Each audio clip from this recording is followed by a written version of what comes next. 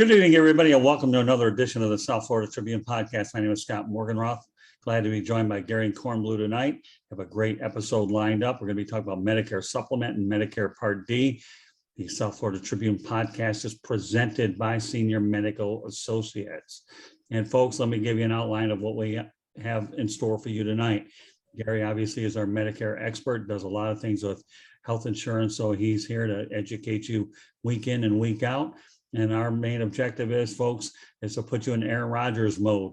Go out there and relax. Take some notes. Play these broadcasts back. They're very informative. We had a very interesting situation over the weekend where I myself have a 215 license.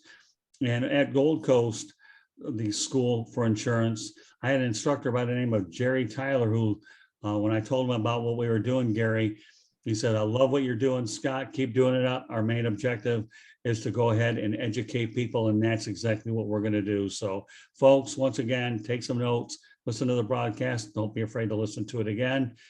And once again, the South Florida Tribune podcast is presented by Senior Medical Associates. I should point out before we get going, Gary Kornbluh can also be featured on Google. So, folks, you Google Gary's name and you'll find it. He's involved in this business for a long time. Gary, glad to have you back. Hey, thank you, Scott. I appreciate it. And let me also say thank you so much to Senior Medical Associates who sponsor my podcasts, and they are truly the leaders in senior care. You can reach them at 954-659-9690, and they're just a wonderful bunch of professionals. And we look forward to eventually doing a remote broadcast when the situation presents itself. And now we're looking forward to getting out there. Right now, we're focusing on making sure we've got to do. Timing has to be right.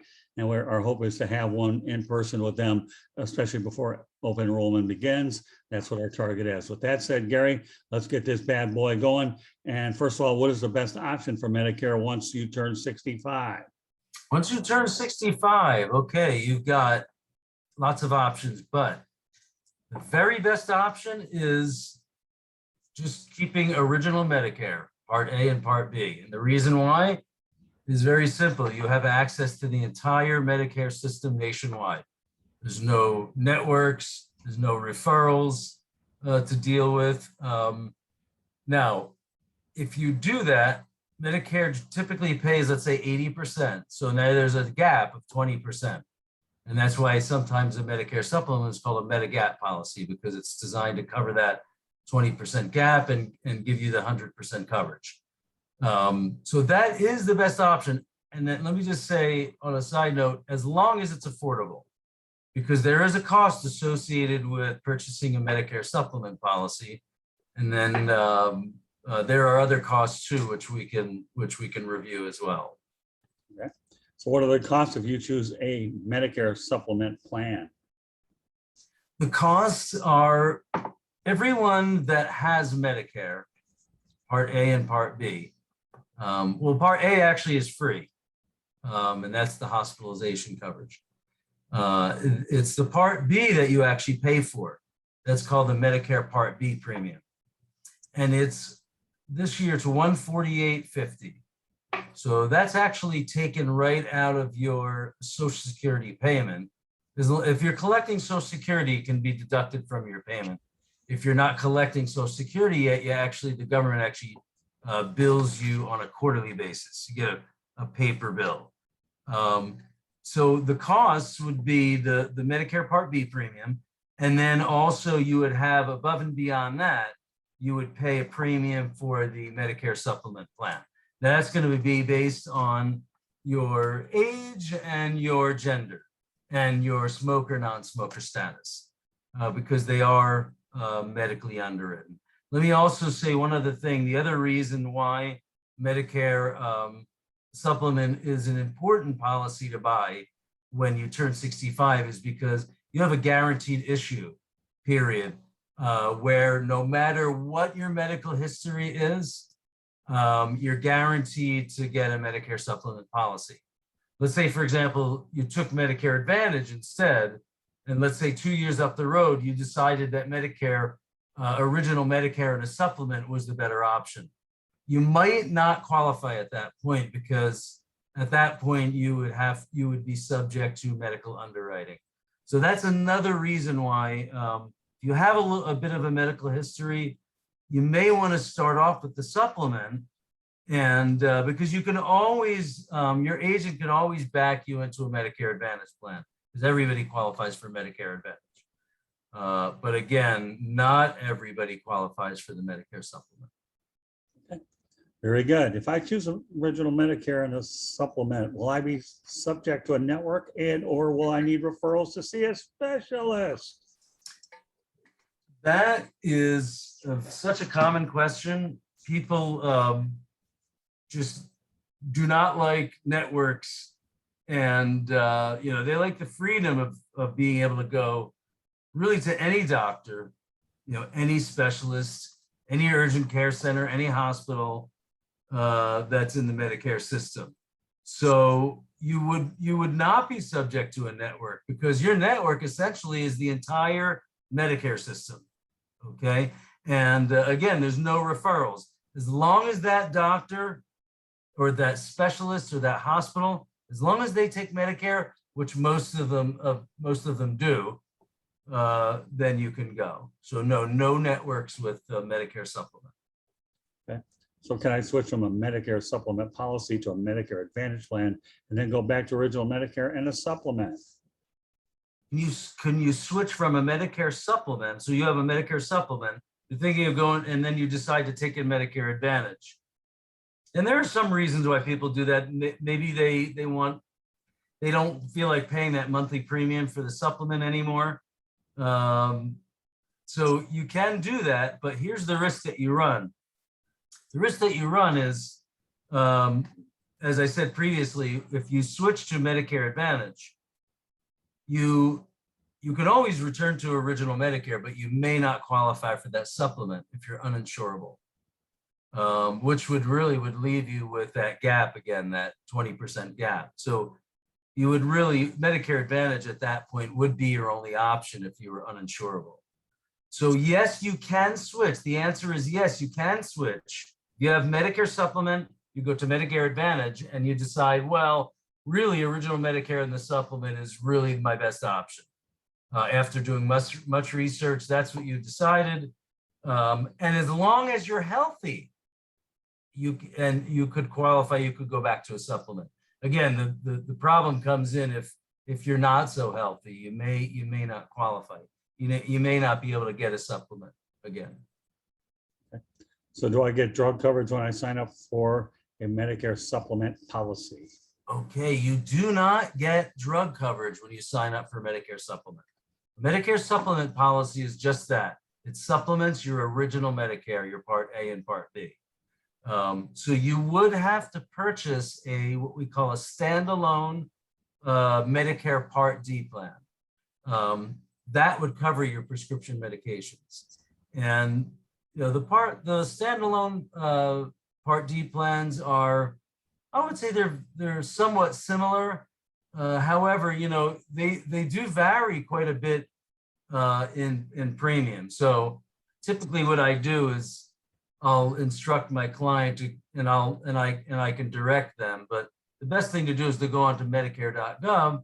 And it's nice because Medicare lists all the plans out, and they list it from the most, the least expensive to the most expensive. So since the drug formulary is the same, regardless of the carrier, you typically want to pick a plan that, has the lowest annual cost, and with a good, and, if you're big on star ratings, you can search these by star ratings. But the bottom line is, if you purchase a supplement plan, you would definitely need a Medicare Part D plan, because here's another reason why you would want to sign up for Part D.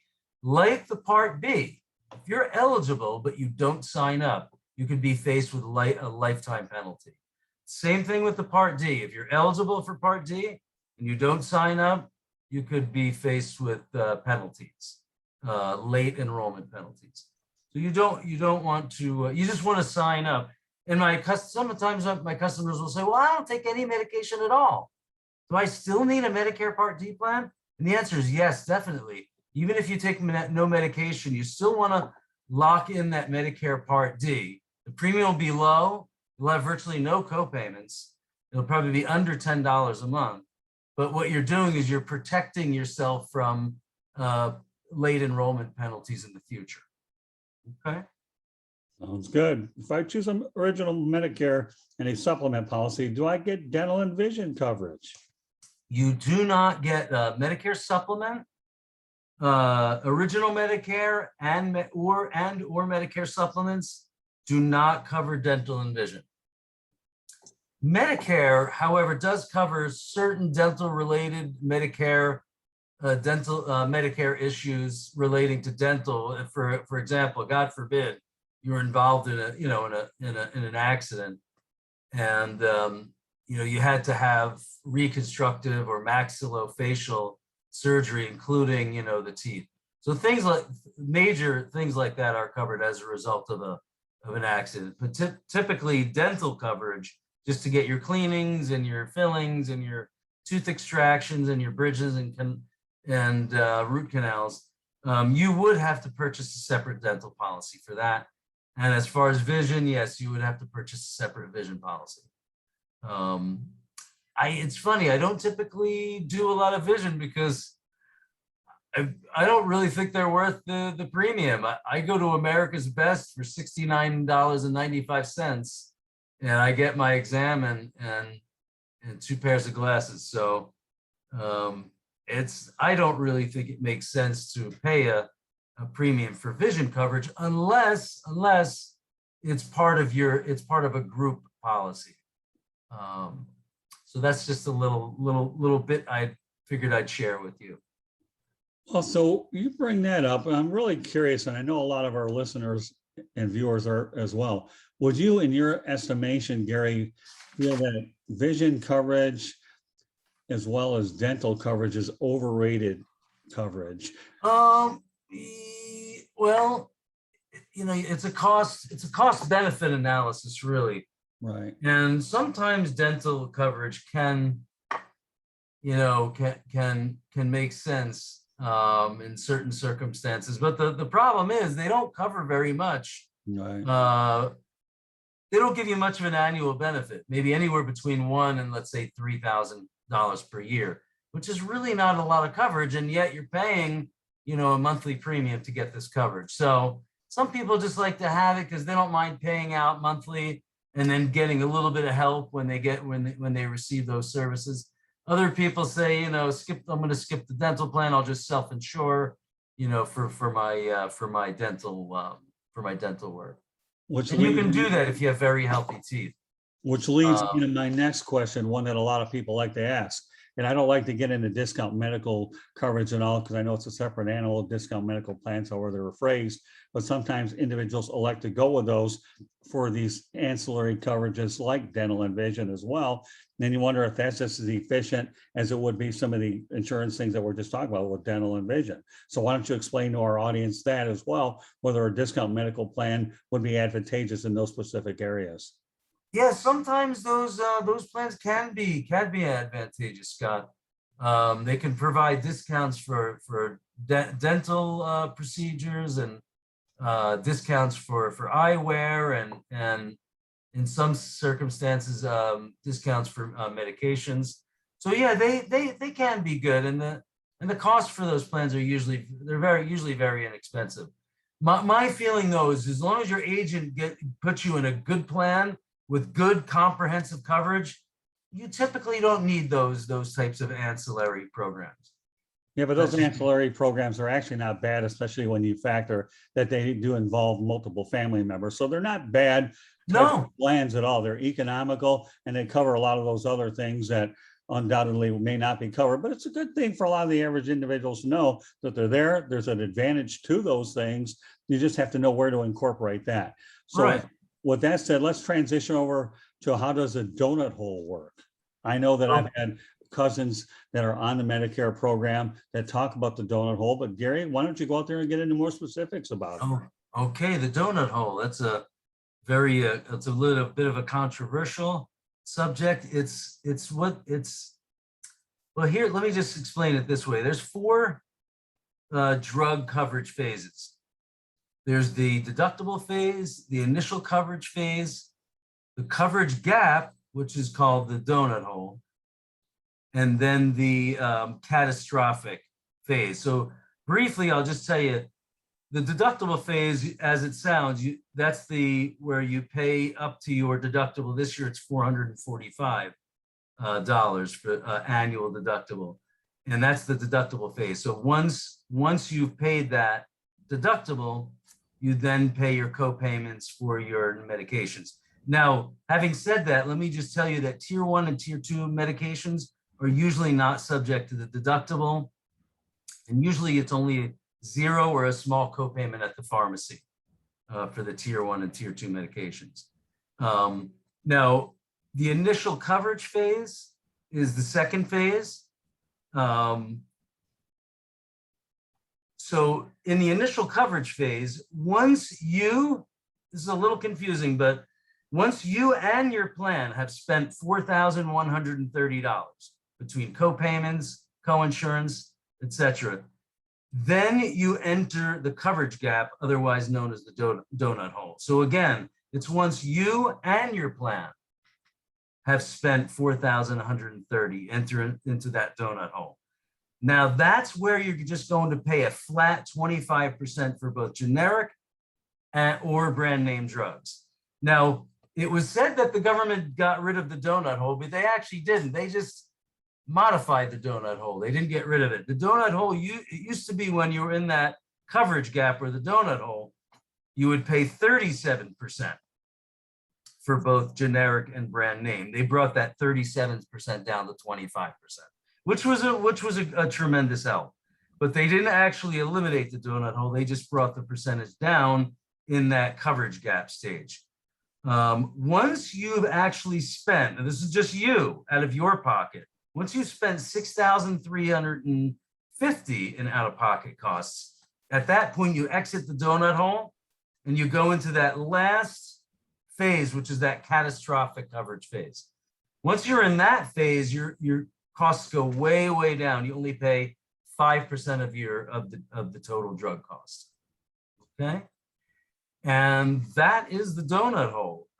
It's confusing.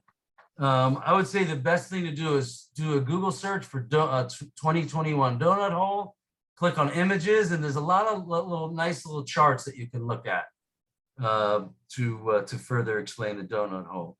But that's pretty much it. Now, I would say probably less than half of the people ever really have to be worried about the donut hole. It's really for those people that take those very expensive tier 3 and tier 4 medications, even tier 5 in some cases.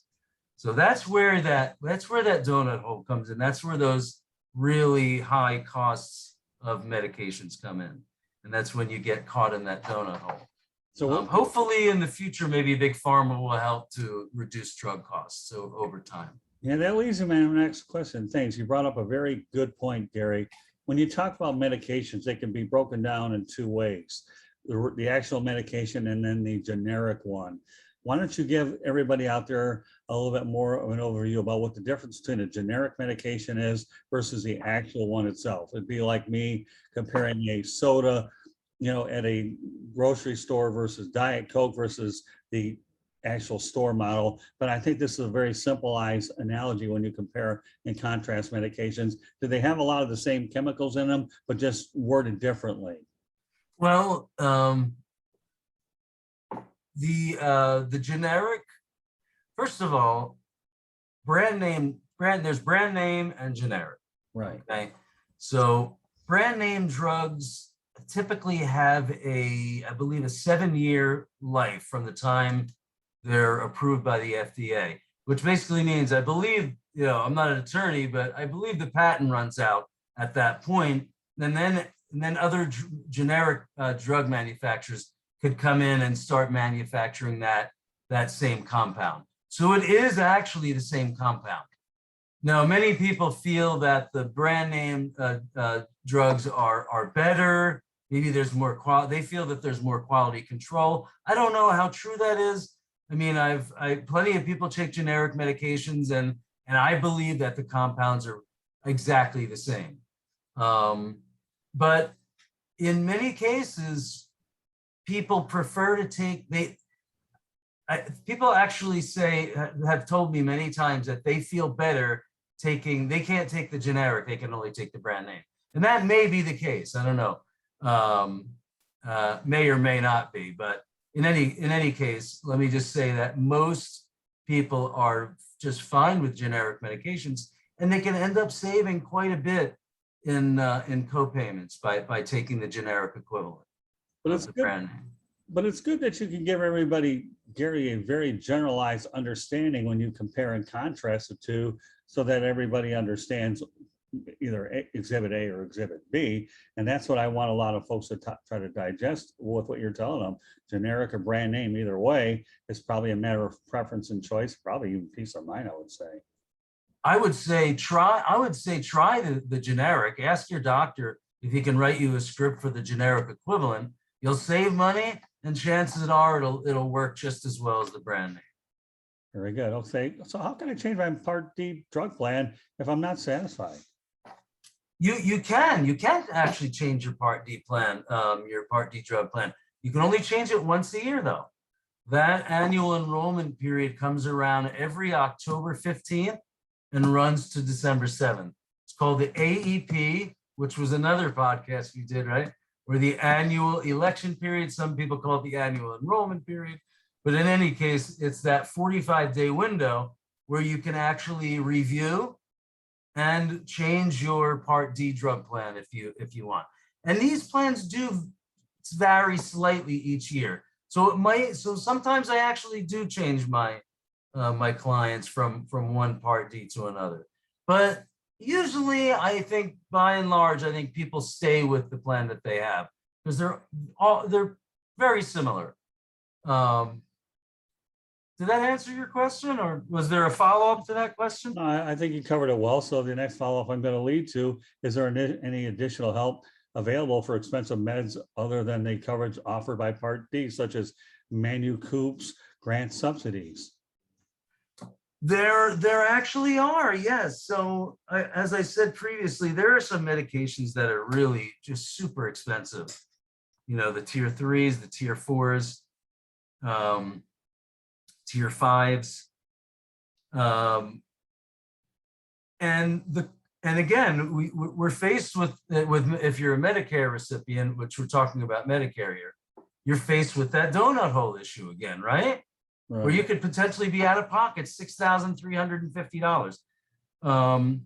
So there are organizations that offer grants to help you pay for those expensive medications. Many times the manufacturer, if you go onto their website, you can get coupons, and in many cases you can get help. They have programs where they can help the patient with to handle these costs. So there are grants, there are subsidies. If you're a Medicare recipient and you have Medicaid as well, or even a low income subsidy, you could get a pretty good drug subsidy as well. So there is help paying for Part D medications. There definitely is. Now, I would say the most important is cancer medication. Cancer medication is very expensive. And there are a lot of organizations that can help people cover their chemotherapy meds. So, you know, there's a lot of wonderful companies out there that can help with these high costs of medications. That's a great question, Scott. All right, Gary, do I need to renew my Medicare supplement policy or my Part D drug plan each year? You don't need to renew your Medicare supplement. It'll renew automatically each year. You don't have to do a thing. The only thing you have to do is just keep paying the premium. That's it. And most of my clients are on auto pay, so that's kind of a non-issue. But again, you do not have to, Medicare supplement policies just automatically renew year over year. Your Part D, of course, as we just talked about, you can let those plans renew automatically. Granted that you're staying in the same plan, right? You just let that same plan renew automatically. Or remember, you can change it from October 15th to December 7th. You can also change that Part D plan if you see something that looks a little bit more suitable for you.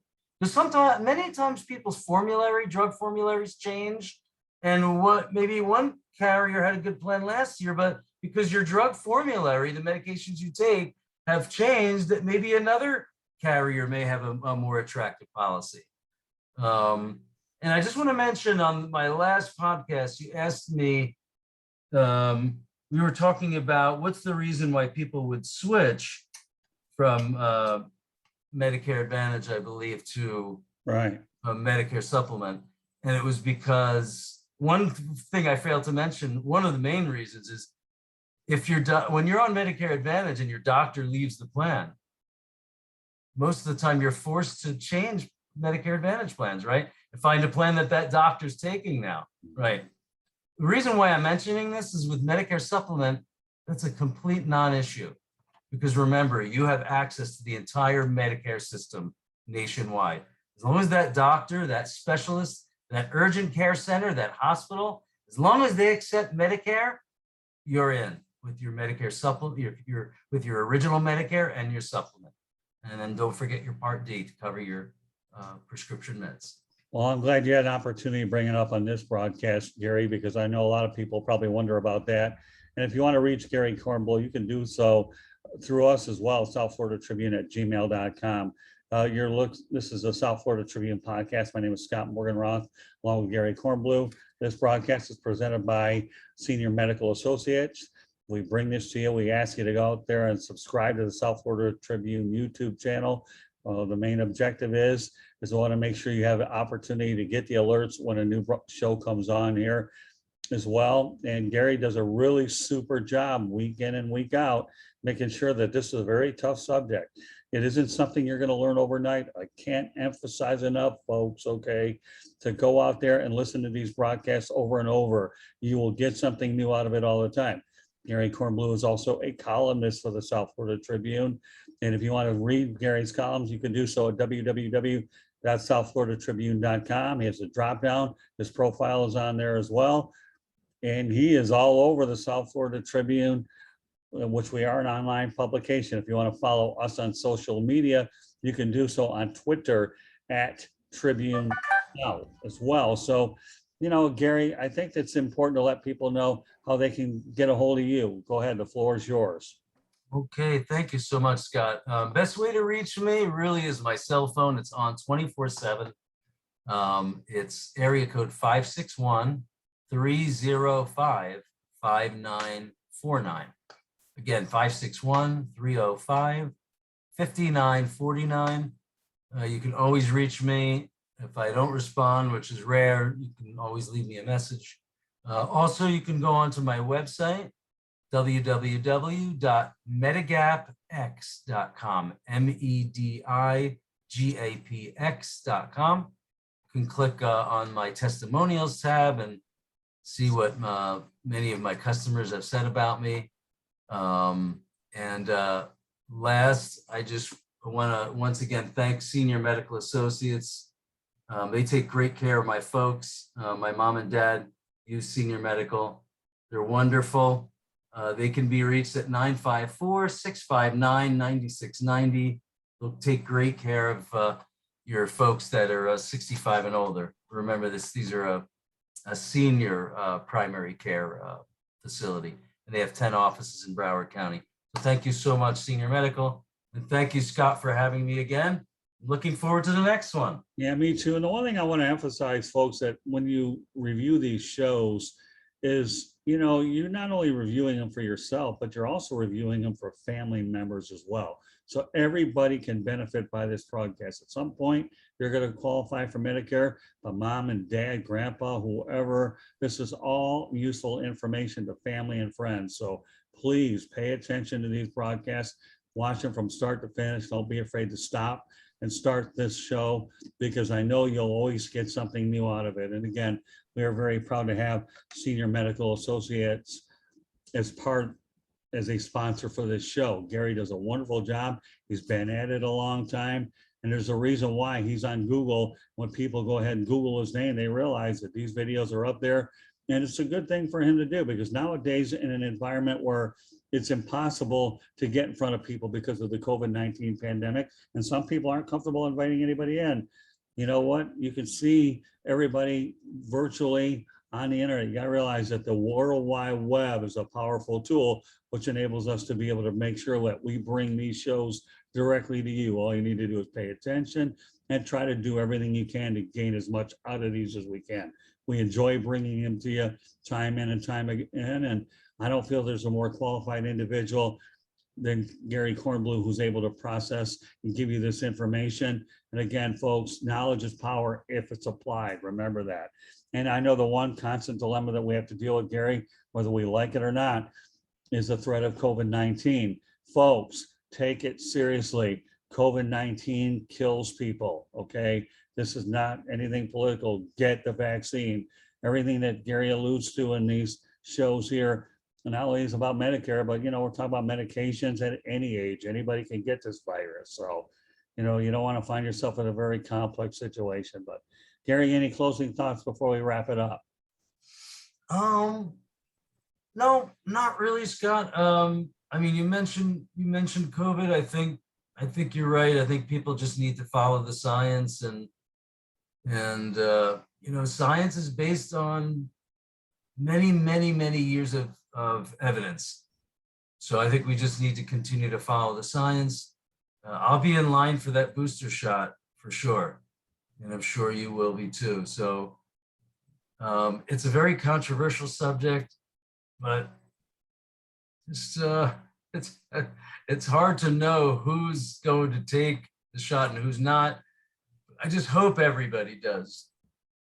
Folks, another thing I should encourage you to do is not only when you watch this show, I want you to also look at Gary's columns. He puts a lot of hard work into making sure all the information is on there, because not only are these shows built on what Gary writes about, but it's just another way to reinforce the information so you process it in a lot of ways. So meanwhile, once again, we want to thank everybody for joining the South Florida Tribune podcast presented by Senior Medical Associates. My name is Scott Morganroth. Glad to have Gary Kornbluh on as our co-host. And, you know, Gary, I look forward to the next time that we go out there and do this. And I know you'll come back with some great information and topics. So we look forward to it. So meanwhile, on behalf of Gary Kornbluh, my name is Scott Morganroth. Thank you for joining us tonight, and we will catch you the next time. Good night, everybody, and please be safe. Good night.